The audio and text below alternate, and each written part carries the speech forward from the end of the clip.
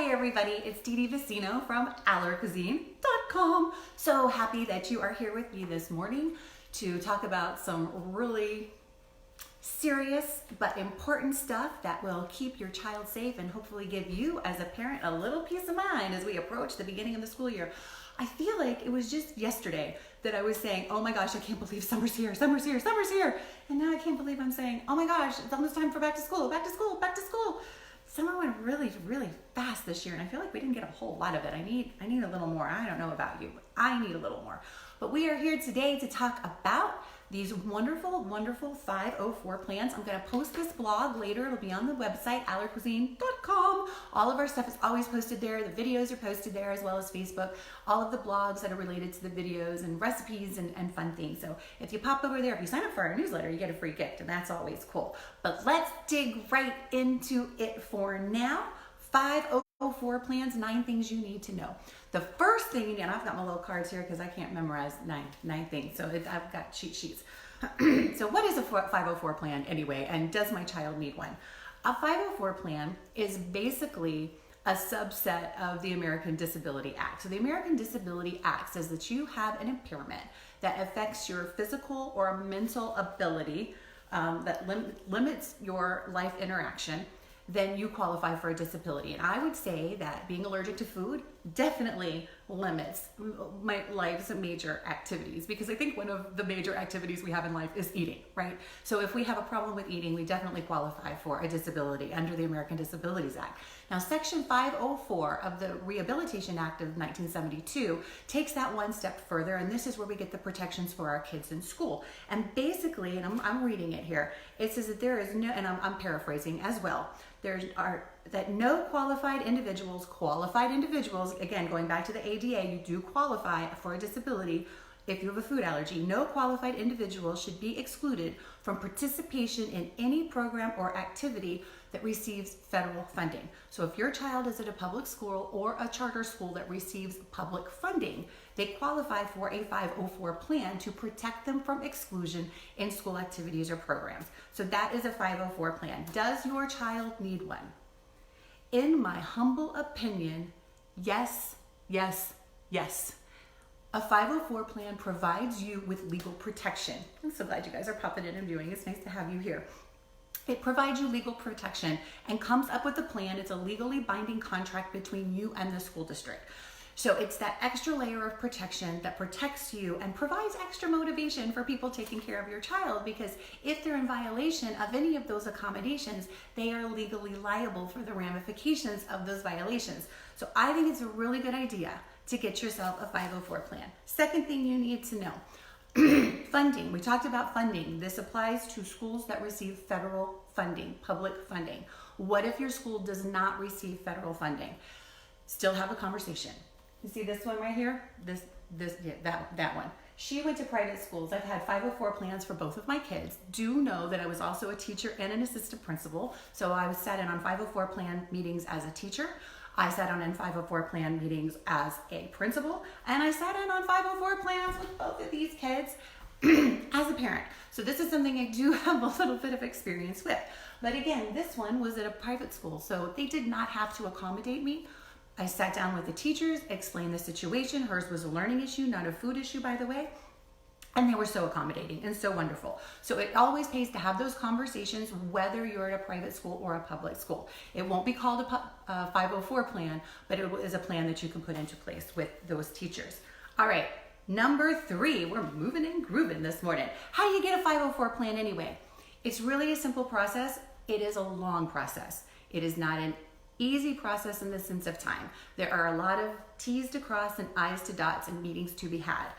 But there are just a few basic steps to get the ball rolling. The first one, of course, is to have a conversation with your immunologist or your pediatrician. Get that documentation together so that you have it, that your child has a documented food allergy, celiac disease, or some other serious dietary issue. Next, you want to call the school and arrange for a meeting to discuss all of this. Easy enough, right? Before you attend that meeting, however, number 3, please do your due diligence. Look up some sample 504 plans in your district. The district office should release them to you. They've got sample plans all over the place. Make sure you're using that language when you speak to your school team, your school officials during that meeting. because this shows that you know what you're talking about. And don't go in with guns blazing. Calm, confident, and firm when you have that meeting. When you're at that meeting, make sure you participate and advocate. That's what you're there for, to participate and advocate on behalf of your child. So you need to be a part of it. You need to have a voice. You need to have your plan in place so that you know what the accommodations are that you are requesting for your child. And then at the end, once this plan is in place and you are going forward, make sure you're following up. Just follow up, make sure that those accommodations are being adhered to, and everybody is working for the best interest of your child. That's how you get a 504 I can speak this morning, 504 plan. Now, who's involved in the meeting? Well, of course, you and your child. You are the ringleaders, and that is who this is all about. The classroom teacher or teachers, if they have more than one, should be present in that meeting so everybody knows what's happening. Every single person in that meeting should be assigned some kind of role and responsibility to make sure that your child is safe. Lunchroom. It is always a good idea to have whoever is in charge of the cafeteria involved in that meeting, because that's where the majority of the food is. If your child is involved in extracurricular activities, they've got sports, coach, whatever, you may want to request that that person is involved in the meeting as well. School counselor, school psychologist should always be involved in the meeting. The school nurse, if they have one, not all schools have nurses anymore, but the school nurse should be there. If not, whoever is managing and overseeing the clinic should be in that meeting. So those are kind of your major players. You can add to that list if you like. Some people want the principal there. Principals typically don't sit in on these meetings, but the assistant principals do. That's why I've sat in on so many of these meetings. But just talk to your school, make sure you've got a good team assembled, because you want everybody to understand the accommodations that are in place. So that is number 5. Let's talk about those accommodations. What should be in your 504 plan? This 504 plan should cover your child from the moment they step out of your house if they're taking the school bus. If not, from the moment they step foot on school ground to the moment that they are back in your car.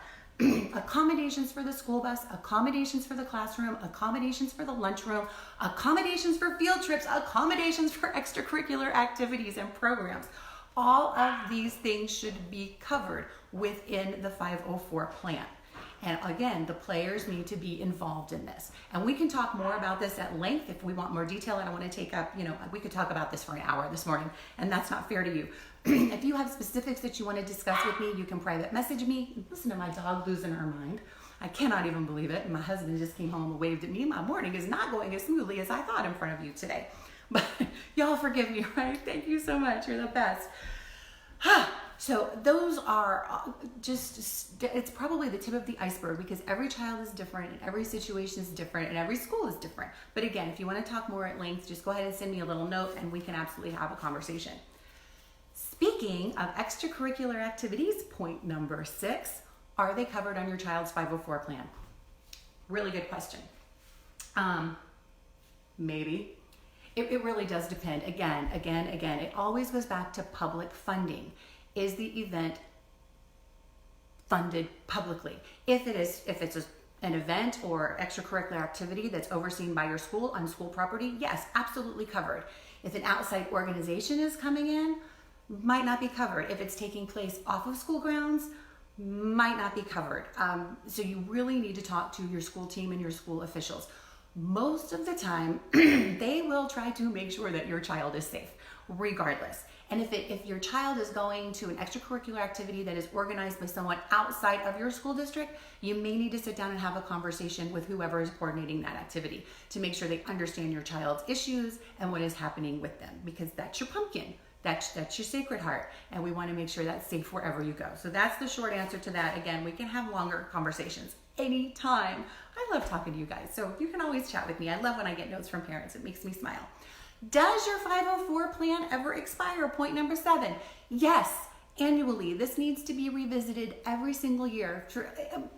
Your child isn't the same from year to year. I see that the great things on Instagram and Facebook now where parents hold up little signs that said, "Hi, I'm this many years old and first day of school, 3rd grade." And then they show at the end of the year the before and after, and so much changes.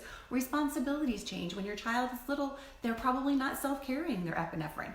In middle school, 504 plan will probably change. And because one of the things that should be in that 504 plan, and I forgot to talk about was someone should be in charge of that medication. Where is the medication stored? Who's administering it? Who's been trained on the administration of epinephrine? So that's something that you will want to revisit in your 504 plan every single year because your kids change. So it does need to be reevaluated every year, and it does need to be updated, and it does need to be re-signed. Okay, this isn't last. This is almost last, second to last, 8 point, guys. Food allergy policies. What if the school already has a food allergy policy in place? Do you still need a 504 plan? Yes, refer back to point number 1. Every protection helps. Listen, if your school has a food allergy policy in place, sing their praises, shout them from the rooftop. That is awesome. That is great news. If they have been so proactive that they already have a food allergy policy in place, it will make creating your 504 plan that much easier. But I do strongly suggest you get a 504 plan. I think it's really important. We have to protect these kids, and everyone should be accountable and understand the severity and seriousness of the issue. So that's my opinion. Yes, please, for the love of God, get a 504 plan. Violations. What if somebody at the school violates your 504 plan? Let's hope you never, ever have to deal with this. If you do, the first thing you want to do is contact the person who violated the plan and just have a conversation. Hey, we have a 504 plan. This is what happened. This is the situation. What can I do to help make sure this doesn't happen again? Again, don't go in with guns blazing. Positive, proactive attitude. What can I do to help you make sure this doesn't happen again? If the problem is not resolved at that level, then you need to go to the administration. You need to contact the 504 coordinator at the school or the school principal if they don't have a 504 coordinator, and have a very candid conversation with them. If it is not rectified at the school level, then you take it to the district and you file a complaint with the district. You speak with the 504 coordinator at the district. All public school districts, I believe, have 504 coordinators. So there is definitely someone you can talk to there. If it doesn't get satisfied there, you have to go to the Department of Education for the state, and hopefully it will be resolved there. And typically you don't have to go that far because, again, the school's priority is to keep the child safe. We want to create an inclusive environment where all kids feel safe and free to learn. And if they are afraid that they are going to have an anaphylactic reaction or get really sick at school, they can't learn. So most of the schools are going to try to accommodate your child, which is the good news. So 504 plans, yes. A lot of information in this video that has been going on for about 12 minutes now. Sorry so long, guys, but I hope you gleaned something from it. If you have questions, and you probably do, you can send me a direct message. You can absolutely put something in the comments. I'm going to put links to different things in there. There will be a blog that talks about this in more detail that will be much more thorough than I was with you today. That will be posted on our website later. We'll see you there. Okay, you guys have a great Wednesday, and I will see you next week. Bye.